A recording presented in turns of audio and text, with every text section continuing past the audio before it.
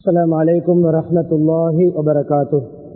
الحمد لله نحمده ونصلي ونسلم على رسوله الكريم، أما بعد فيقول الله سبحانه وتعالى في القرآن الكريم: أعوذ بالله من الشيطان الرجيم، بسم الله الرحمن الرحيم. لا خير في كثير من نجواهم إلا من أمر بصدقة أو معروف أو إصلاح بين الناس، ومن يفعل ذلك ابتغاء مرضات الله فسوف نؤتيه أجرا عظيما. وقال أيضا: وقولوا للناس حسنا. صدق الله العظيم. وقال نبينا محمد صلى الله عليه وسلم: أفضل الأعمال إدخال السرور في قلب المسلم. أشبعت جوعة وكسوت عورة وقضيت حاجة، أو كما قال صلى الله عليه وسلم. புகழ் அனைத்தும் அல்லாஹ் சுப்ஹானஹு வ தஆலா ஒருவனுக்கே உரித்தாகும். ஸலாத்தும் சலாமும் இறுதி நபி முஹம்மது ஸல்லல்லாஹு அலைஹி வஸல்லம் அவர்கள் மீதும், அன்னாரின் வாழ்க்கை வழிமுறைகளை அணுவணுவாக எடுத்து நடந்து உலகத்திலே அல்லாஹுடைய ரிதாவை, திருப்தியை, சந்தோஷத்தை அடைந்து கொண்ட சஹாபாக்கள், தாபிஊன்கள், தபவு தாபிஈன்கள், முஸ்லிம்கள், மோமின்கள் அனைவர்கள் மீதும் உண்டாவதாக. புனித ஜுமாவுடைய கடமை நிறைவேற்றுவதற்காக அல்லாஹ்வின் வீட்டில் ஒன்று கூடி இருக்கும் அல்லாஹ்வின் நல்லடியார்களே, அருமை இஸ்லாமிய சகோதரர்களே, அல்லாஹ் சுப்ஹானஹு வ தஆலா எவைகளை நமது வாழ்க்கையில் எடுத்து நடக்குமாறு ஏவிருக்கிறானோ அப்படியான அல்லாஹ்வுடைய கட்டளைகளை மதித்து ஏற்று நடக்குமாறும், எவைகளை செய்ய வேண்டாம் என்று தடுத்திருக்கிறானோ, ஹராமாக்கி இருக்கிறானோ அப்படியான அல்லாஹ்வுடைய தடைகளை, ஹராம்களை, அல்லாஹ் வெறுக்கின்ற விடயங்களை முற்றுமுழுதாக தவிர்ந்து தக்வாவுடன் வாழுமாறு அடியேனையும் உங்களையும் நான் தக்வாவின் மூலம் வசை செய்து கொள்கிறேன். இத்தகுல்லாஹ ஹைசுமா குன்தும். இது 1445 ஆண்டின் சஃபர் மாதத்தின் முதலாவது ஜும்மாவுடைய கடமை நிறைவேற்றுவதற்காக நாம் ஒன்று கூடியிருக்கிறோம். கண்ணியமானவர்களே, நான் பேச இருக்கின்ற தலைப்பு ஒரு முஃமினிடம், ஒரு முஸ்லிமிடம் கட்டாயமாக இருக்க வேண்டிய ஒரு பண்பு. இந்த அதற்கு நேர் மாற்றமான பண்பை தான் நாம் அதிகமானவர்கள் வெளிப்படுத்துகிறோம். மிக முக்கியமான இஸ்லாத்துடைய, முஹம்மது ஸல்லல்லாஹு அலைஹி வஸல்லம் அவர்களுடைய, சஹாபாக்களுடைய, நல்லடியார்களுடைய ஒரு பண்பு தான் நான் உங்களுக்கு முன்னால் பேச இருக்கின்ற அந்த பண்பு. அதுதான் கண்ணியமானவர்களே, பிறரை மகிழ்வித்தல், பிறருக்கு சந்தோஷத்தை உண்டு பண்ணுதல், மற்றவர்களை ஆறுதல் படுத்துதல், மற்றவர்களுடைய கவலைகள், துன்பங்களுக்கு ஒரு உந்து சக்தியாக அதை இல்லாமலாக்கி அதற்கு பதிலாக அவருடைய மனதை மகிழ்ச்சி உள்ளதாக மாற்றுதல். அதுக்கு அரபியிலே சொல்வது இத்காலு சுரூர் ஃபீ கல்பில் முஸ்லிம். ஒரு முஸ்லிமுடைய உள்ளத்துக்கு மகிழ்ச்சியை உண்டு பண்ணுவது. இந்த அதிகமாக எது நடக்கிறது? பிறரை டென்ஷன் ஆக்குவது, பிறருக்கு இருக்கின்ற நோயை இன்னும் கூட்டுவது, பிறருக்கு இருக்கின்ற கஷ்டத்தை இன்னும் அதிகரிப்பது, பிறருடைய மனவர்த்தத்தை 2 துண்டுகளாக உடைந்த உள்ளத்தை 4 துண்டுகளாக உடைப்பது, கொஞ்சம் வாழ்வோம் என்று வருகின்றவனை உயிரோடு கொள்வது, பிறரை அலட்டுவதுதான் என்று அதிகமாக நடக்கிறது. பிறருடைய சந்தோஷத்தை பறிக்கின்ற விடயம் அதிகமாக நடக்கிறது. பிறருக்கு குழிவெட்டுகின்ற விடயம் அதிகமாக நடக்கிறது. பிறர் முன்னேறுவதற்கு தடையாக இருக்கின்ற பல விடயங்கள் நடக்கின்றன. இதுதான் என்னுடைய தலைப்பு. இதெல்லாமே நெகட்டிவானது, எதிர்மறையானது, இதெல்லாம் மைனஸ் ஆனது, குறையுள்ளது. பிளஸ் என்ன தெரியுமா? நான் எப்படி இருக்கிறேனோ மற்றவர்களும் அப்படி நல்லா இருக்க வேண்டும். எனக்கு சந்தோஷமான வாழ்க்கை அமைந்திருக்கிறதா, அவருக்கும் சந்தோஷமான வாழ்க்கை அமைய வேண்டும். எனக்கு வியாபாரம் நடக்கிறதா, இவருக்கென்று வியாபாரம் குறைவா, அவருக்கும் என்னை போன்று வியாபாரம் நடக்க வேண்டும். இதுதான் தலைப்பு. அவருடைய கஸ்டமரையும் உடைத்து அவரை விட 10-20 ரூபாய் குறைத்து தருகின்ற கோல் பண்ணி கூப்பிடுவதல்ல, அந்த கோஸ்டுக்கு கொடுத்தாவது கஸ்டமரை கைக்குள் போடுவதல்ல. இது துரோகம். என்னுடைய தலைப்பு விளங்கி இருக்கும். இந்த உதாரணங்களினூடாக என்னுடைய தலைப்பு விளங்கி இருக்கும். இதுகாலு சுரூர். சுரூர் என்றால் ஹாப்பினஸ், மகிழ்ச்சி, பிளசர் சொல்லுவோம். அது என்ன வார்த்தையை பாவிக்கலாம்? பிறரை மகிழ்வூட்டுதல். என் மூலம், என்னுடைய பேச்சின் மூலம், என்னுடைய நடவடிக்கை மூலம் மற்றவர்களுக்கு சந்தோஷம் ஏற்படுவது, மற்றவர்களுடைய மனதால் துவா வருவது, மற்றவர்களுடைய ஆனந்த கண்ணீரை வடிப்பது. கவலையுடைய கண்ணீர் அல்ல, ஆத்திர கண்ணீர் அல்ல, ஆனந்த கண்ணீர். எல்லோருக்கும் தேவையான தலைப்பு. எனவே யாரும் தூங்க வேண்டாம். உங்களில் ஒருவர் தூங்குவதை நான் கண்டாலும் எனக்கு தூக்கம் வரும். என்னுடைய பார்வைக்கு உட்பட தயவு செய்து யாரும் தூங்க வேண்டாம். தூங்கின தலைப்பு சிதறும். எனக்கு இங்கு நின்றால் தான் உங்களுக்கு விளங்கும். எப்பயாவது நீங்க இங்கு நின்றால் உங்களுக்கு கீழால் இருக்கின்றவர்கள் தூங்கும் பொழுது, பக்கத்தில் பேசும் பொழுது, போனை கிண்டும் பொழுது, காப்பட்டை சுரண்டும் பொழுது, டைல்ஸை பராண்டும் பொழுது உங்களுக்கு விளங்கும். பேச வந்த தலைப்பு தடுமாற்றம் ஏற்படும். அதுக்கு பின்னால் எங்கோ வந்து எங்கோ பேசுகிறான்னு சொல்லி அர்த்தமில்லை. சபையிலே 5 பேர் தூங்கினார்கள், தலைப்பு யூட்டைன் போட்டது. எனவே உற்சாகம் தேவை. இதை கண்ணியமாக, அழகாக, இரக்கமாக, பணிவாக சொல்லுகிறேன். யாரும் தூங்க வேண்டாம். இதுகால சுரூர். சுரூர் என்ற சந்தோஷம். இதுகால் அவருடைய உள்ளத்தில் மகிழ்ச்சியை உடைப்பது, மகிழ்வூட்டுவது, பிறருடைய கண்ணீரை துடைப்பது, பிறருடைய தேவையை பூர்த்தி செய்வது, பிறருடைய குழியில் விழுந்தவருக்கு கை கொடுத்து எழுப்பி விடுவது, மேலே இருப்பவரை பெல்கனியால் தள்ளி விடுவதல்ல, முன்னேறி செல்பவனை மொட்டை மாடியிலிருந்து தள்ளுவதல்ல, குழியில் இருக்கின்றவனை உயிரை எடுத்து மேல்மாடி கேட்டுவது என்றால் என்ன? முன்னேற வைப்பது. இதனுடைய தலைப்பு. பல விடயங்களோடு சம்பந்தப்பட்டது. கவனமாக, உற்சாகமாக செயல்படுத்துவோம். இது காலுசுரு சிறந்த உதாரணம். பல தலைப்புகளை பேச நபியுடைய மோஜிசா, அற்புதம், சுருக்கமாக விடயங்கள் விரிவாக பேச நேரம் அல்ல. நபியுடைய மிம்பரோடு சம்பந்தப்பட்ட விடயம். ஈச்சமர குத்தியிலே ஹத்தீபாக இருப்பார்கள், குத்துபா செய்வார்கள். ஈச்சமர குத்தி புதிய மிம்பர் ஒன்று செய்யப்படுகிறது. புதிய மிம்பரிலே கொத்துபாவை ஆரம்பிக்கிறார்கள். முதலாவது கண்ணிய கொத்துபா. புதிய மிம்பரில் ஏறி கொத்துபாவை ஆரம்பித்த ஒரு சில நிமிடங்களிலே, ஒரு சில வினாடிகளிலே பக்கத்தில் இருந்து ஒரு அழுகுரல், ஒரு சிறிய குழந்தை அழுவது போன்ற ஒரு வகையான ஓசை.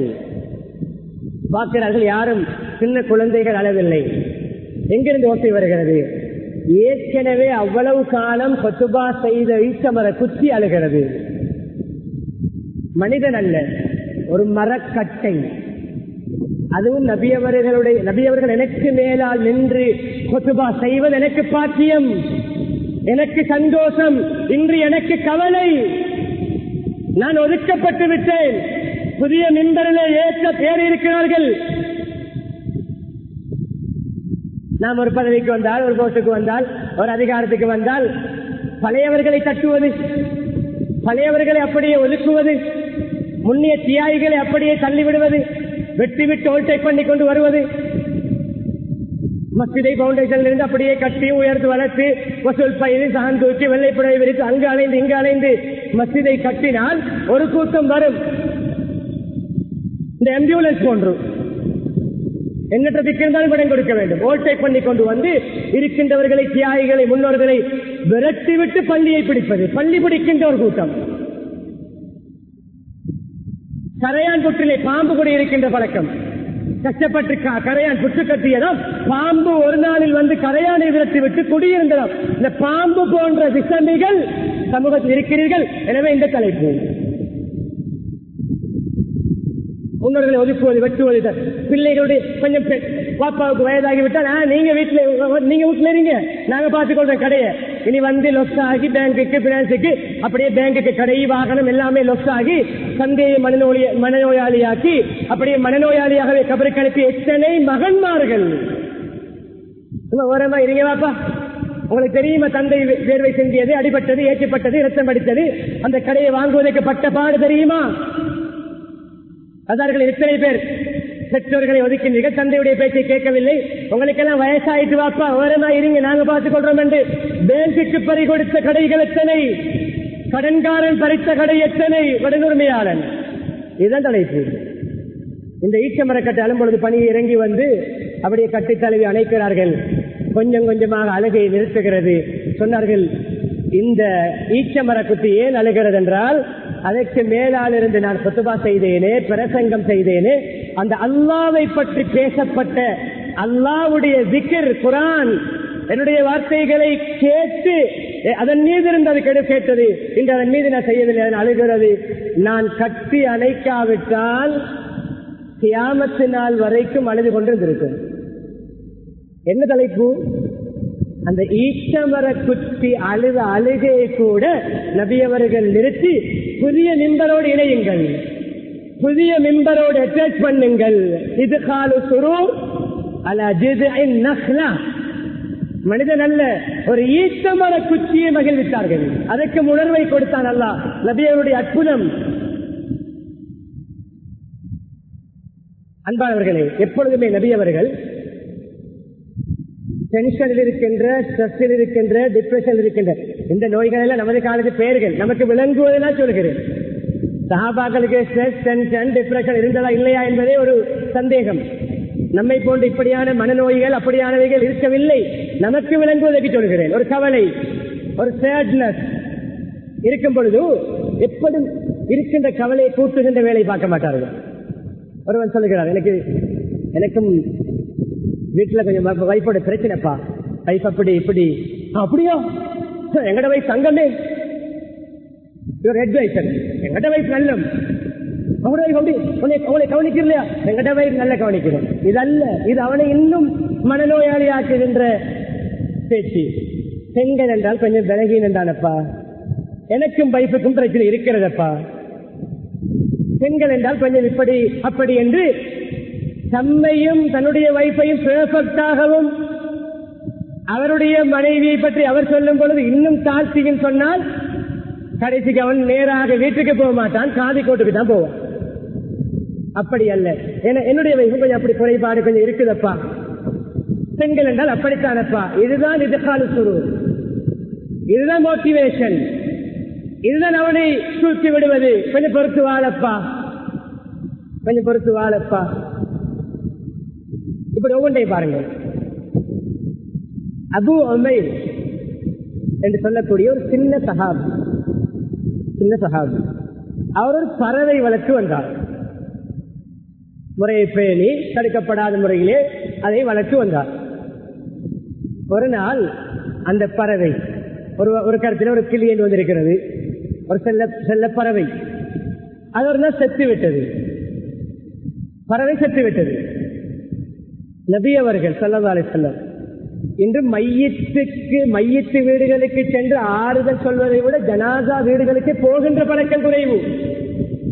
ஜனாசா வைபவத்தில் கலந்து கொள்ள வேண்டும் என்றால் சனி ஞாயிறு அல்லது போயாதிரத்தில் தான் மௌத்தாக வேண்டும். யாராவது ஞாயிற்றுக்கிழமை ஜனாசா விழுந்தால் தான் கபிலடிக்கு போவது, இல்லாவிட்டால் விசிட் பண்ணிவிட்டு பிஸி கடை பஜார் நாள் ஜனாசாவில் கலந்து கொள்வது மக்ரூவா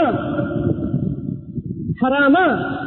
அன்று நீங்கள் கோடி தேடினாலும் ஜனாசா வைபவத்திலே அசர் தொழுகையோடு மையவாடியிலே சென்று அந்த 4 தக்பீர்களை தொழுது கபிலை அடைக்கும் வரைக்கும் ஒரு அரை மணித்தியாலம் செலவழித்து விட்டு வருவதும், கடையிலே 4 மணித்தியாலங்களை செலவழித்து 4 லட்சம் லாபம் ஈட்டினாலும் அந்த அரை மணித்தியாலத்துடைய நன்மைக்கு ஈடாகாது.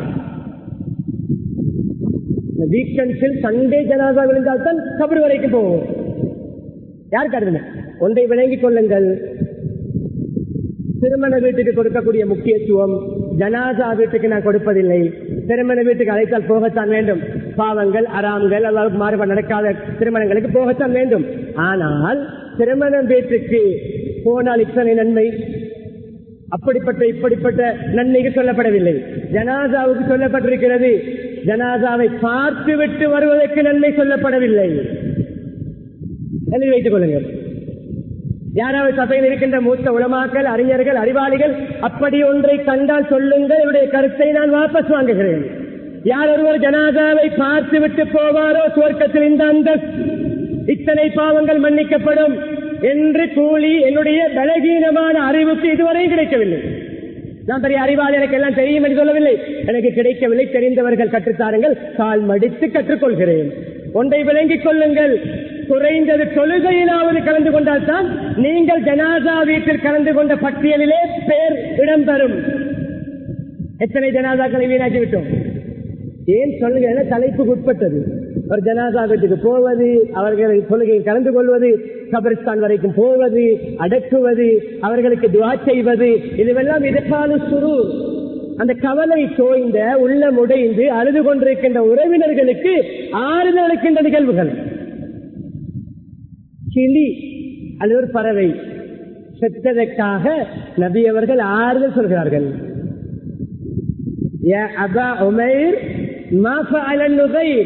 அபு உமைரே, உங்களுடைய பேர்டுக்கு என்ன நடந்தது? உங்களுடைய பறவை ஏன் செத்தது? உங்களுடைய பறவை செத்து விட்டதா? பறவை செத்த வீட்டு பறவை வளர்த்த சிறுவனுக்கு ஆறுதல் சொல்கிறார்கள் நபி அவர்கள். உறவுக்கார ஜனாசாக்களின் பக்கமே திரும்பி பார்க்காத கேவலமான நவீன யுகத்தில் வாழ்கிறோம். ஆள் பார்த்து தரம் பார்த்து ஜனாசா வீடுகளுக்கு கலந்து கொள்கின்ற நவீன மனமை காலத்தில் வாழ்கிறோம். மிக கேவலமான மனிதநேய பண்புகளை குளிதோண்டி புதைக்கின்ற காலத்தில் வாழ்கிறோம். பணத்தையும் படிப்பையும் அந்தஸ்தையும் அதிகாரத்தையும் வைத்து ஜனாசாக்களை மதிப்பிடுகின்ற அப்படிப்பட்ட காலத்தில் வாழ்கிறோம். அடையாளம் தெரியாத, ஆள் தெரியாத, ஊர் தெரியாத, பின்னணி இல்லாத, ஏன் வீடுகளை முகவரிகளை இல்லாத எத்தனை ஜனாசாக்கள் ஹாஸ்பிட்டல்களிலே அதை ஏதாவது ஒரு சங்கம் எடுத்து அடக்க அதை அனௌன்ஸ் பண்ணினாலும் குரூப்புகளிலே போட்டாலும் அங்கே மையவாடிக்கு சென்று அந்த ஜனாசாவுடைய கடமையை நிறைவேற்றுவதற்கு 4-5 பேர் தான் இருக்கின்ற காலம். பணக்கார ஜனாசாவுக்கு போனால் 2 கைராத், அரசியல்வாதியுடைய ஜனாசாவுக்கு போனால் 5 கைராத், பெரிய கௌரவமான படித்த பண்டிதருடைய ஜனாசாவுக்கு போனால் 10 கைராத் அல்ல. பேமெண்ட் வியாபாரி முன்சிபல்ல வேலை செய்யக்கூடிய சாக்கடையிலே அந்த கருத்தையிலே குப்பை கொட்டக்கூடிய பேமெண்டிலே மரக்கல் வியாபாரம் பண்ணக்கூடிய கண்ணியமானவர்களே, பராட்டா போடுகின்ற ஒருவன் மௌத்தாகினாலும், நாட்டை ஆட்சி செய்கின்ற ஜனாதிபதி மௌத்தாகினாலும், உலகத்திலே முதல் நம்பர் பணக்காரன் மௌத்தாகினாலும் ஒரு முஸ்லிமுடைய ஜனாசாவில் கலந்து கொண்டால் அந்த பணக்காரனுடைய ஜனாசாவும் இந்த முனிசிபல் காணிலே இறங்கி கிளீன் பண்ணுகின்ற கிளீனருடைய ஜனாசாவுக்கும் ஒரே கூலிதான். ஒரே கூலிதான். 2 விடயங்களை சொல்லிவிட்டு அதனோடு சம்பந்தப்பட்ட சமூக சீர்கேடுகளை சொல்லிவிட்டு 3வது விடயம் யாசகம் கேட்கின்ற நம்முடைய பாணியில் சஹாபாக்களுடைய காலம். நான் அந்த வார்த்தையை தவிர்த்து கொள்ள வேண்டும், நமக்கு விளங்க வேண்டுமே. பிச்சைக்காரனுடைய உள்ளத்தையும் மகிழ்வித்த நபி. யாசகம் ஏதாவது இருந்தால் கொடுங்களே. யாசகம் கேட்கின்ற பழக்கம் ஒருவர் கூப்பிட்டார்கள். சுருக்கம் விடயம் பல தலைப்புகளை கேட்டிருப்போம். என்னுடைய தலைப்புக்கு நான் இதை நினைக்கிறேன். யாசகம் அவருடைய தொழில் பிச்சை தொழில். பாருங்க சகோதரர்கள், உங்களுக்கு என்ன சொத்து இருக்கிறது? நம்முடைய காலத்து பிச்சைக்காரர்கள் தான் அவருடைய கணக்குகளை பார்த்தால் 50 வருடமாக 5 லாம்பு சந்தைகளை கடை வைத்திருக்கின்ற முதலாளியை விட சல்லி இருக்கும் அவரிடம். நம்முடைய பிச்சைக்காரருடைய பேங்க் எத்தனை உறுதியான தகவல் வந்தது. பக்கத்து நாட்டில் ஒருவன் செத்தான். அவன் பிச்சை கேட்டு சேர்த்த மூட்டை மூட்டையாக கட்டிய பணம் அந்த நாட்டு கணக்குப்படி 1 கோடி. நம்முடைய நாட்டு கணக்குப்படி இன்றைய காலத்திலே 4.5 கோடி பிச்சைக்காரனுடைய பேலன்ஸ். அது அல்லாஹ் நபி அவர்கள் சொன்ன வாக்குறுதி. யார் யாசகத்துடைய வாசலை திறப்பானோ மறுமுனையிலே அல்லாஹ் ஒரு வாசலை திறப்பான், வறுமையின் வாசல். அந்த வெறும் மேனியோடு தான், அந்த சாரத்தோடு தான், அந்த ஊச்சையோடு தான், அந்த குப்பையோடு தான், அந்த துர்நாற்றத்தோடு, அந்த ஒரு கோடி சேர்த்து அவன் என்ன கண்டான்? யாசகர்களுக்கு அவருடைய நிலைமையிலிருந்து, அவருடைய தன்னை தாழ்த்தி மதிப்பிடுகின்ற நிலைமையிலிருந்து உயர்த்தினார்கள். உங்களுக்கு என்ன இரண்டு சொத்து தான். ஒரு கோப்பை, தண்ணீர் குடிக்கின்ற ஒரு கோப்பை, ஒரு பகுதி ஆடையாகவும் மறுபகுதியை பெட்ஷீட்டாகவும் பாவிக்கின்ற இரண்டு புடவைகள். ஒரே புடவை இரண்டு பகுதி. அப்படியா? கொண்டு வாருங்கள், கொண்டு வர. யாரையும் வாங்க தயார்? நான் வாங்க தயார். ஒரு திருகம். இரண்டையும் இரண்டு திருகங்களுக்கு யார் வாங்க தயார்? நான். வாங்கினார்கள். ஒருவர் ஒரு திருகத்தை கொடுத்து எடுத்து, இன்று நீ உன்னுடைய குடும்பத்துக்கு செலவுக்கு கொடு, செலவுக்கு கொடு. ஒரு திருகத்துக்கு கோடாளி வாங்கி கொண்டு வா. கோடாளியுடைய இரும்பு துண்டு கீழ்ப்பகுதிதான் வேறையா விற்கப்படும், பிடியோடு விற்கப்படுவதும் இருக்குது. ஆனால் பிடி அசில் இரும்பு துண்டு கொண்டு வந்தார். கையால், தன்னுடைய கையால் பிடி செய்து போட்டு கோடாளியை கையில் கொடுத்து, இந்த கோடாளியை எடுத்துக்கொண்டு போய் காட்டுக்கு சென்று விறகு வெட்டி அதை முதுகிலே சுமந்து விறகு வியாபாரம் செய்து சொந்த காலில் நிற்பது, யாசகம் கேட்டு பிச்சைக்காரனாகவே மௌத்தாகி மறுமையிலே யாசகம் கேட்டவருடைய தண்டனை முழு முகத்திலும் ஒன்று சதையில்லாமல், இன்னொரு நுக்சத்துன் சௌதா, ஒரு பிளக் மார்க்கோடு, ஒரு கரும் புள்ளியோடு கேவலமாக பிச்சை தொழில் செய்தவன் என்ற பெயரோடு நீ எழுப்பப்படுவதை விட விறகு வெட்டி அதை விற்று சுய செல்ஃப் எம்ப்ளாயாக, ஒரு சுய தொழிலாளியாக நீங்கள் மாறுவது சிறந்தது. 2 வாரங்களுக்கு, 14 நாட்களுக்கு அல்லது 15 நாட்களுக்கு உங்களை இந்த நிலைமையில் பழைய பிச்சை தொழிலில் காணக்கூடாது. சென்றார், காட்டுக்கு சென்றார், விறகு வெட்டினார், விறகு வியாபாரம் செய்தார், கை நிறைய பணத்தோடு வந்தார். நபி அவர்கள் ஃபாலோ பண்ணார்கள். சிலருக்கு சில உதவிகளை, சேவைகளை செய்துவிட்டு வாட்ச் பண்ண வேண்டும். பாருக்கு போகிறானா, கெசனவுக்கு போகிறானா, அல்லது ஹராத்துக்கு செலவழிக்கிறானா, அள்ளி கையில கொடுத்து விட்டு இருக்க கூடாது. அவருடைய தேவையை உணர்ந்து செயல்பட வேண்டும், நிறைவேற்ற வேண்டும். அவனுக்கு இந்த தேவை அந்த தேவையை கையில் கொடுத்து அனுப்புவோம், அவன் நேராக பாருக்கும் கெசனவுக்கும் போய்விடுவான், அல்லது அறாமான தொழிலுக்கு போய்விடுவான். என்ன தேவை? வீட்டுக்கு ஸ்லப் தேவையை போட்டுக் கொடுங்கள், சீட் தேவையை வாங்கிக் கொடுங்கள், சிமெண்ட் தேவையை வாங்கிக் கொடுங்கள், டைல்ஸ் தேவையை வாங்கிக் கொடுங்கள், ஆபரேஷன் ஹாஸ்பிட்டலுக்கு சென்று பில்லை பே பண்ணுங்கள். அவருடைய கையில் கொடுத்தால் இன்னும் நோயாளியாகி விடுவான். சிலருக்கு, எல்லோரும் அல்ல, சில நம்பிக்கை துரோகிகள் பணத்தை எடுத்து என்ஜாய் பண்ணுவார்கள் ஹராமான வழிகளில். யார் சொல்லலாம், யாசகம் கேட்டு வாழ்ந்தேன், இப்படி ஒரு உதவி செய்தீர்கள், கையில் நிறைய பணம் சம்பாதித்திருக்கிறேன் கௌரவமாக சொன்னார்கள். இது சிறந்தது. அதை விட கனிவளை ஒரு யாசகருடைய உள்ளத்திலும், நானும் ஒரு சுய தொழிலாளி, நானும் என்னுடைய காலில் நிற்கக்கூடியவன் என்ற ஒரு கௌரவமான ஸ்தானத்தை கொடுப்பது எவ்வளவு மகிழ்ச்சியான செயல். இது கால சொரு. ஆரம்பத்தில் 2 வசனங்களை ஓய்வு. ஒன்று, மக்களுடைய ரகசிய பேச்சுவார்த்தைகள், அவருடைய டிஸ்கஷன், அதே போன்று கலந்துரையாடல் எதிலுமே கயிறு கிடையாது. இல்லாமல் அமர சதக்கா, ஒருவருக்கு ஒரு சதக்கா, தான தர்மம், உதவி ஒத்தாசை புரிவதை பற்றி, இன்னும் ஒருவரை தூண்டக்கூடிய, ஏவக்கூடிய, அல்லது ஒரு நல்ல காரியம், நல்ல பேச்சு, நல்ல செயல், நன்மை ஏவக்கூடிய, மக்களுக்கு மத்தியிலே சீர்திருத்த பணிகள், மக்களுக்கு மத்தியில் நல்ல டெவலப்மெண்ட்டுகள், மக்களுக்கு மத்தியில் நல்ல மற்றவர்களை முன்னேற்றுகின்ற, சீராக்குகின்ற பணிகள், இப்படியான தலைப்பை தவிர எல்லா தலைப்புகளும் அது யூஸ்லெஸ் ஆனது, அது பயனற்றது, அது வேஸ்ட் ஆனது குர்ஆன் சொல்கிறது. இப்படி 3 தலைப்புகளை யார் பாடுபடுகிறார்? செய்தால் ஏதோ ஒரு மாறும் நன்மை, செய்தால் ஏதோ சதக்காவுடைய தலைப்பு, செய்தால் ஏதோ மக்களுடைய பிரச்சனையை தீர்க்கின்ற, மக்களை சீராக்குகின்ற ஒரு பணி. இந்த 3 கேட்டகரியிலே பாடுபடுகின்றவர்கள் தான் யூஸ்ஃபுல் ஆனவர்கள், கயிறுள்ளவர்கள். இந்த பேச்சு தான் கயிறுள்ளது. இதை யார்? அல்லாஹ்வுடைய திருப்தியை நாடு. பேருக்கும் புகழுக்கும் பாராட்டுக்கும் மீடியாவுக்கும் போட்டோவுக்கும் லைக்குக்கும் பொன்னாடை போட்டப்படுவதற்கும் தேசக்கீர்த்தி தேசமானி என்ற பெயர் கேட்பதற்கும் அடுத்த வருஷம் எலெக்ஷன் இறங்குவதற்கும் கமையிலே ஹீரோவாகி பாப்புலராகி பேமஸ் ஆகி பெனடிப்பதற்கும் அல்லது பேஸ்புக்கிலே ஃப்ரண்ட் பேஜிலே வருவதற்கும் அல்லது யூடியூபிலே இவரை பற்றி தீட்டுவதற்கும் அவளை மீடியாக்களில் இவருடைய பிக்சரை ஷேர் பண்ணுவதற்கும் இவர்தான் அந்த சேவை செய்தார் இந்த சேவை செய்தார் என்று அங்கே போர்ட் மாற்றுவதற்கும் அல்ல. இப்திகா மர்வாத்தில்லா, அல்லாஹ்வுடைய சாட்டிஸ்பாக்சன், அல்லாஹ்வுடைய திருப்தியை நாடி இந்த பணிகளில் யார் ஈடுபடுவாரோ ஃபஸௌஃப நு'தீஹி அஜ்ரன் அஸீமா, கூலி அன்லிமிட்டட். அஜ்ரன் அதீம் என்றால் அது எவ்வளவென்று அல்லாஹ்வுக்கு தான் தெரியும். மகத்தான கூலி என்று மொழிபெயர்ப்போம். தர்ஜமா செய்யும் பொழுது, டிரான்ஸ்லேட் பண்ணும் பொழுது மகத்தான கூலி, எவ்வளவு மகத்துவமானது, பிரமாண்டமான கூலி எவ்வளவு பிரமாண்டமானது அல்லாஹ்வுக்கு தான் தெரியும். அல்லாஹ்வுக்கு மாத்திரம் தெரிந்த அந்த அளவு கெப்பாசிட்டியான, அந்த அளவு வெயிட்டான கூலி இந்த 3 பணிகளுக்கும் கிடைக்கும். ஒன்றும் இல்லையா?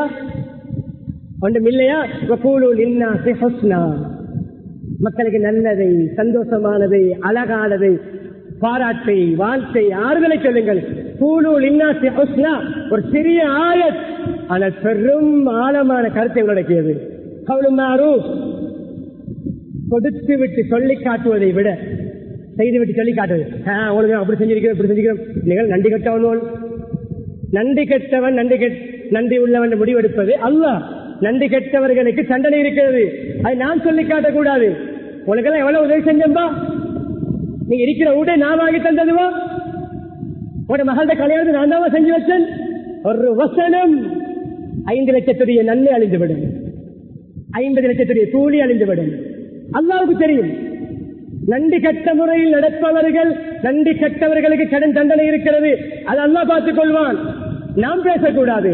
கவுலும் மாறும், நல்ல பேச்சு, சந்தோஷமான பேச்சு, ஆறுதலான வார்த்தை, பிறரை முன்னேற்றி விடுகின்ற அட்வைஸ், மற்றவர்கள் நல்ல மஷூரா, கஷ்டத்தில் இருப்பவர்களுக்கு ஆறுதல், லஸ்ஸாயவருக்கு ஏதாவது கொடுத்து முன்னேற்றி விடுவது, யாவரத்தை காட்டி விடுவது, இதெல்லாம் ஒரு வார்த்தையால், பேச்சால்.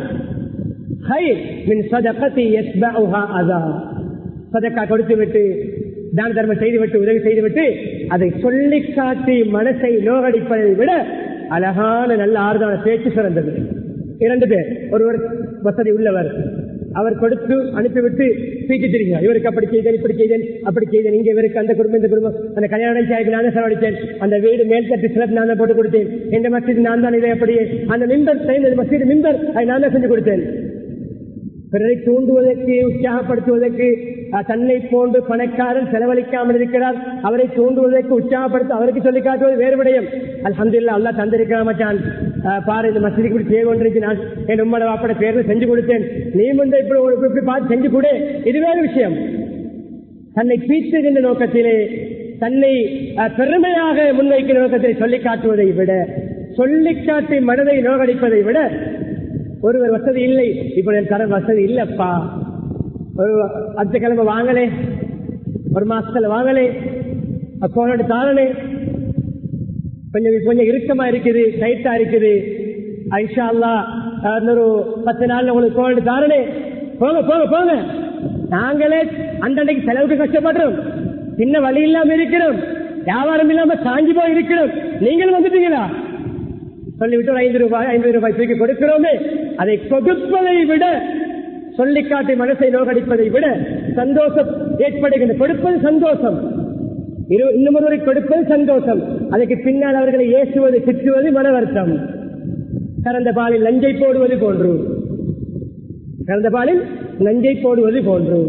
கண்ணியமல்லை, அப்படி செய்ய வேண்டாம். இது காலசுரு, அதை யாசகரோடு நபியோடு நடந்து கொண்ட விதம். சஹாபாக்களுடைய நிகழ்வுகளையும் பார்க்கிறோம். சஹாபாக்களுடைய நிகழ்வுகள் ஏராளமாக இருக்கிறது. நபியோடைய 1, 2, 3 விடயங்களை சொன்னேன். கண்ணியமானே, தபூக் போர் என்பது ஈச்சம் பல அறுவடை காலத்திலே அல்லாஹ்வுடைய பாதையில் செல்லுங்கள் என்று சொல்லப்பட்ட பொழுது, முக்கியமான 3 சஹாபாக்கள் அந்த அறுவடை விடயத்தை கவனிப்பதற்காக போகவில்லை. நம்ம படிப்பினை தீனா துனியாவா என்று வரும்பொழுது, தீனை பிற்படுத்தி துனியாவை முற்படுத்தினால் சோதனையும் தண்டனையும் வரும். தொழுகையா வியாபாரமா? அதான் வியாபாரம். இகாமத் பில் போடுவது, எதை முற்படுத்துகிறோம்? ஜும்மாவுடைய தினம் அதான் சொல்லிவிட்டது, ஃபத்வா மறைவாசி. இன்னும் கடையில் இருந்து மஸ்ஜிதுக்கு வராவிட்டால் முசீபத், தரித்திரியம். அதை ஃபத்வா முடியும் பொழுது ஓடி வந்து சேர்கிறோம், தரித்திரியம். இக்காம சொல்லும் பொழுது கிபிலா எந்த பக்கமோ படியில் நின்று எங்கோ உள்ள ஒரு கிபிலாவில் தொழுது விட்டு போகிறோம். எத்தனை ஜும்மாக்கள் வீண். கடைசியாக வருவது, முதலாவதாக ஓடுவது. அது கிபிலா சரியா பிழையா, தொழுகை பாசிலா தெரியாது. இதுவெல்லாம் தான் இந்த தலைப்பு. அவர்கள் போகவில்லை, நமக்கு படிப்பினை. அவர்களை அல்லாஹ் 40 நாட்களுக்கு அல்லாஹ்வுடைய கட்டளைப்படி அவர்களுக்கு யாரும் சலாம் சொல்லவும் கூடாது, அவர்கள் சலாம் சொன்னால் பதில் சொல்லவும் கூடாது. சஹாபாக்களை அல்லாஹ் கண்டித்தான். ஏன் தெரியுமா? தீனை கீழே போட்டு துனியாவை மேலே வைத்தார்கள். நமக்கு படிப்பினை. அவர்கள் உத்தம சஹாபாக்கள். இப்பொழுது 40 நாட்களுக்கு அவருடைய தௌபா இறங்குகிறது. அவர்கள் எல்லாம் மன்னித்து விட்டான். அவர்கள் அழுதார்கள், அல்லாஹ்விடத்திலே மன்றாடினார்கள், பச்சாதாபப்பட்டார்கள், தண்ணீர் வடித்தார்கள், தௌபா செய்தார்கள். அல்லாஹ் ஏற்றுக்கொண்டான். இப்படி நன்மாராய குர்ஆன் ஆயத் இறங்கி இருக்கிறது. வஅல ஸலாஸத்தில் லதீன குல்லிஃபு, அந்த அறுவடையின் காரணமாக அல்லாஹ்வுடைய பாதையை போராடுவதற்கு செல்லாத அந்த 3 பேர் முக்கியமான சஹாபாக்கள், அவர்களுக்கும் அல்லாஹ் தௌபாவை ஏற்றுக்கொண்டான். குர்ஆன் ஆயத் இறங்கி இருக்கிறது. நபியர்கள் ஓதி காட்டியிருக்கிறார்கள். அதில் குறிப்பாக 3 ஒருவர் காப் இப்னு மாலிக் ரலியல்லாஹு அன்ஹு. இது என்ன தெரியுமா? இது பிறரை ஒரு சர்ப்ரைஸ் மூலம், ஒரு குட் நியூஸ் மூலம், ஒரு கங்காட் பண்ணுவது, ஒரு கங்காச்சுலேஷன், வாழ்த்து, நல்லவிடயத்துக்கு, பாவத்துக்கள் வாழ்த்துவது, ஒரு குட் நியூஸை நான் முதலாவது சொல்ல வேண்டும். நபி அவர்களுக்கு குர்ஆன் ஆயத்து இறங்கி இருக்கிறது. சொல்லி காட்ட வேண்டும். யார் முதலாவது? நபி அவர்கள். அந்த ஆயத்தை ஓதி காட்ட வேண்டும். 3 பேரை கூப்பிட்டு, நீங்கள் வாருங்கள், உங்களுடைய தௌபாவை அல்லாஹ் ஏற்றுக்கொண்டால் இதற்கு பின்னால் உங்களோடு நாங்கள் பழையபடி அல்லாஹ்வுடைய அனுமதிப்படி உறவை தொடருவோம், சலாம் சொல்லுவோம், பேசுவோம். அது அல்லாஹ் சொல்லி இருந்தால் தவிர்த்து கொண்டோம் என்று நபியர்கள் சொல்ல வேண்டும். காப் இப்னு மாலிக் ரலியல்லாஹு அன்ஹு என்னுடைய வாழ்க்கையில் மறக்க முடியாத ஒரு நிகழ்வு. காப் இப்னு மாலிக் 3 பாதிக்கப்பட்ட 3 ஒருவர். வாழ்க்கையில் மறக்க முடியாத ஒரு தருணம், மிக சந்தோஷமான தருணம். நான் அவரை மறக்கவே மாட்டேன். என்ன தருணம்? நான் எனக்கு தெரியாது மஸ்ஜிதுக்குள் போகும் வரைக்கும் எங்களுக்கு தௌபாவுடைய ஆயத் இறங்கி இருக்கிறது என்று மன்னிப்பு இறங்கிவிட்டு அவர்கள் சொல்ல வருவார்கள், மஸ்ஜிதுக்கு வருவார்கள், நபி அவர்களுக்கு போய் சலாம் சொல்வார்கள், பதில் சொல்ல. அல்லாஹ் அந்த டெம்பரரியாக அவர்களை சலாத்துக்கு பதில் சொல்ல வேண்டாம், பாடம் படிப்பிக்க அல்லாஹ்வுடைய கட்டளை. சலாம் வலது பக்கம், இடது பக்கம், முன்னால், பின்னால். நபியர்கள் இந்த பக்கமும் பார்க்க மாட்டார்கள். நபியோட இயல்பு தன்மை அல்ல. அல்லாஹ் சொல்லி இருந்தார், பாடம் படிப்பிக்க வேண்டும். அந்த ஆயத் இறங்கிய நன்மாராயம் இறங்கிய தெரியாது. சபையிலிருந்து, நபியுடைய சபையிலிருந்து மஸ்ஜிதுக்குள் போகும்பொழுது தல்ஹா ரலியல்லாஹு அன்ஹு, தல்ஹா இப்னு உபைதுல்லாஹ் ரலியல்லாஹு அன்ஹு ஓடி வருகிறார்கள்.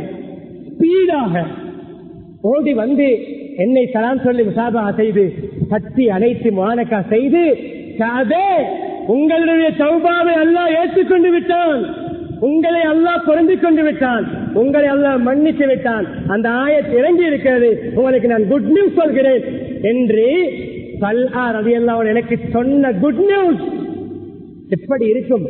40 நாட்களுக்கு நபி அவர்களே சலாத்துக்கு பதில் சொல்லாவிட்டால், நபி அவர்களே முகத்தை பார்க்காவிட்டால், நபி அவர்களே நம்மை வெறுத்து நடந்தால், சஹாபாக்கள் யாரும் பேசக்கூடாது. அல்லாஹ் பாடம் படிப்பிட்டான். அந்த நன்மாராயம் சொன்னாரு, உடைந்த மனது கவலையோடு மிக 40 நாட்கள் சமூகம் ஒதுக்கி வைத்தால் எப்படி இருக்கும்? ஒரு நாள் தாய் தந்தை பேசாவிட்டால், மனைவி பேசாவிட்டால், சகோதரர்கள் பேசாவிட்டால், நண்பர் பேசாவிட்டால், என்ன கோலக்கானம், என்ன மெசேஜ காணும், என்ன கேட்கிறோமா இல்லையா? கொஞ்சம் ஒரு சலாத்துக்கு ஒரு பதில் சொல்லாமல் போன என்ன கோமா கேட்கிறோமா இல்லையா? ஒரு நாள், ஒரு நிமிஷம் நம்மோடு சந்தோஷமாக இருந்த ஒரு ரிலேட்டிவ், ஒரு ஃப்ரெண்ட் நம்மை அவாய்ட் பண்ணினால், நம்மை இக்னோர் பண்ணினால், புறக்கணித்தால் எப்படி இருக்கும்? ஒரு நாள் எப்படி இருக்கும்? தூக்கம் போகாது, சாப்பிட மாட்டோம். ஏன் சாப்பிடல? நீங்க என்னோட பேசுறீங்க இல்ல, பாக்குறீங்க இல்ல, அவர் ஏதோ வேற கவலையில் இருந்திருப்பார். நாம் நினைப்போம் என்னோடதான் போவோம். ஒருவர் சலாம் சொல்லி இருப்போம், பதில் சொல்லாமல் இருப்போம். அவர் ஒரு ஆழ்ந்த யோசனையில் போகிறார். கண்ணியமானவர்களே, நபி அவருடைய வஃபாத் நேரம், ஜனாசா வைக்கப்பட்டிருக்கிறது. சஹாபாக்கள் நம்ப முடியவில்லை. அந்த நேரத்தில் உஸ்மான் ரலியல்லாஹு அன்ஹு போகிறார்கள். கவலை, நபியர்கள் போகின்ற பொழுது உமருடைய சலாம் சொல்றார்கள். உமருடைய சலாம் சொல்ல பதில் இல்லை. இல்லப்பா, உஸ்மான் சலாத்துக்கு பதில் சொல்லாம போறார், சொன்ன சலாத்துக்கு பதில் இல்லை. அந்த விளங்கப்படுத்த இந்த உதாரணம். அதுக்கு உஸ்மான் விளக்க கேட்க, உஸ்மான் சலாம் சொன்ன பதில் சொல்லாம போறீங்க, என்ன பழக்கமப்பா இது? உங்கள்கிட்ட இப்படி பழக்கமே இல்லை. நபி அவர்களுடைய வஃபாத்துடைய செய்தியால் நிலை குழம்பி போயிருக்கிறேன், உங்களுடைய சலாம் எனக்கு விளங்கவில்லை. கண்ணியமான அந்த குட் நியூஸ் சொல்லி அந்த ஆதல் படுத்தி வாழ்த்து தெரிவித்த தல்ஆவை நான் லா அன்சாஹு அபதா ஒரு போது மறக்க மாட்டேன். இதுதான் உடைய தலைப்பு. இன்றும் இறுதியாக சிந்தனைக்காக இன்றும் எத்தனையோ பேர் எத்தனையோ விடயத்தில் துறைகளில் பாதிக்கப்பட்டவர்கள் இருக்கிறார்கள். அவர்களுக்கு சொல்லால் ஆறுதல் சந்தோஷம் அளிக்க முடியுமா? சொல்லால் ஆறுதல் அளிப்போம். செயலால் அளிக்க முடியுமா? செயலால். பணத்தால் முடியுமா? பணத்தால். கண்ணியமானே, அவர்களுக்கு ஏதாவது சப்போர்ட் செய்து ஹெல்ப் பண்ணி முடியுமா? ஏதாவது ஹெல்ப் மூலம் சிபார்சு செய்ய முடியுமா? இன்னாருக்கு இந்த கஷ்டம் இருக்கிறது, தேவை இருக்கிறது, இந்த நோய் இருக்கிறது, இந்த நம்பலம் இருக்கிறது, இந்த சிரமத்தில் அகப்பட்டிருக்கிறார், பெட் ரெஸ்டில் இருக்கிறார், ஹாஸ்பிட்டல் இருக்கிறார், நோய் விசாரிப்போம். யூத வாலிபர் நபியர்களை பணிவிடை செய்வார். ஒரு யூதரையே சேவண்டாக வைத்த நபி. எதற்கு? யூத இனம் பரம விரோதிகள் தான். ஆனால் அந்த பரம விரோதிகளுக்கு அவருடைய பண்பாட்டை அகலாக்கை காட்டி முஸ்லிம்களாக மாற்றலாம். சக்கராத் நோய், தலைமாட்டில் உட்கார்ந்து நோய் விசாரிக்கிறார்கள். நோயாளியிடம் நோய் விசாரிப்பது அவருக்கு ஆறுதல், அவரை சந்தோஷப்படுத்தும், அவருக்கு ஆறுதல் அளிப்பது. கண்ணியமானவனை விசாரித்து விட்டு கலிமாவை சொல்லிக் கொடுக்கிறார்கள். தந்தையுடைய முகத்தை பார்க்கிறான். தந்தை சொல்லுகிறார் அபுல் காசிமுக கட்டுப்படி, முஹம்மது ஸல்லல்லாஹு அவர்களுக்கு கட்டுப்படி. அவர் கட்டுப்படுகின்ற வண்ணம் கலிமாவை சொல்கிறார். என்னுடைய முயற்சியின் மூலம் இவருக்கு ஹிதாயத்தை கொடுத்து அல்லாஹ்வுக்கு எல்லா புகழும் என்று சந்தோஷமாக ஓடி வருகிறார்கள். தலைப்பு என்ன தெரியுமா? நோயாளி பெட் ரெஸ்டில் இருக்கிறார். அவருடைய தலைமாட்டில் உட்கார்ந்து அவருக்கு ஆறுதல் சொல்வது அவரை சந்தோஷப்படுத்தும். சந்தோஷம் எந்த அளவு? முஸ்லிமாக மாறுகின்ற அளவு. இதோடு தலைவர் நோயாளியை கண்டால் கிட்னி இருக்குமா? போன கிழமை பெரியப்பா கிட்னி ஃபெயிலியர் ஆயிட்டா மௌத்து, ஹார்ட் அட்டாக்கா, எத்தனை பிளாக்? 3 பிளாக். அப்படியா? மாமா 2 பிளாக் தான் மௌத்து. அந்த 5 நிமிடத்தில் இவர் மௌத்தாக சந்தர்ப்பம் இருக்கு. அல்லாஹ்வுடைய நாட்டப்படி இது அல்ல. 7 பிளாக் இருந்துச்சப்பா எங்க அப்பாக்கு. அல்ஹம்துலில்லாஹ், கடைசி வரைக்கும் நல்லா வாழ்ந்துட்டு போனார். ஹார்ட் அட்டாக் மௌத்தாவே இல்ல. அதான் ஆகுது. நோயாளியை கண்டவுடன் சொல்ல வேண்டிய முதலாவது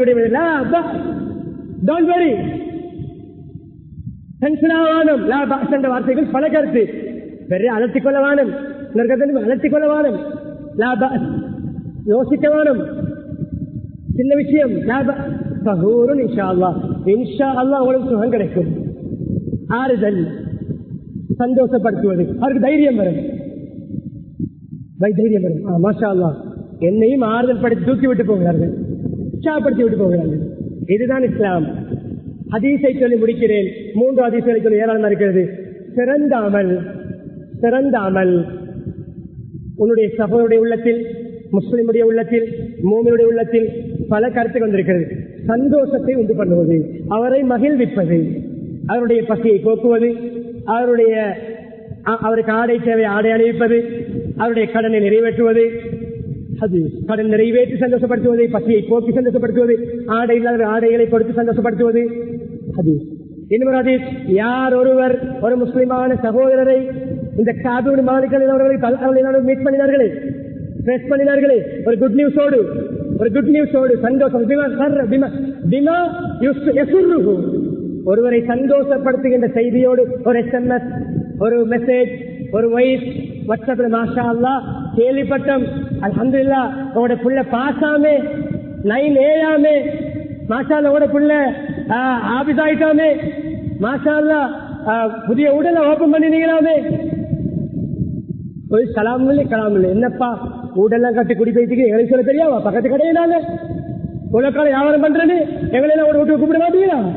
இதல்ல, மாஷா அல்லாஹ் வீடு கட்டிட்டீங்களாமே, ஓப்பன் பண்ணிட்டீங்களாமே, அல்லாஹ்வுடைய வீட்டுல பறக்க செய்யட்டும்.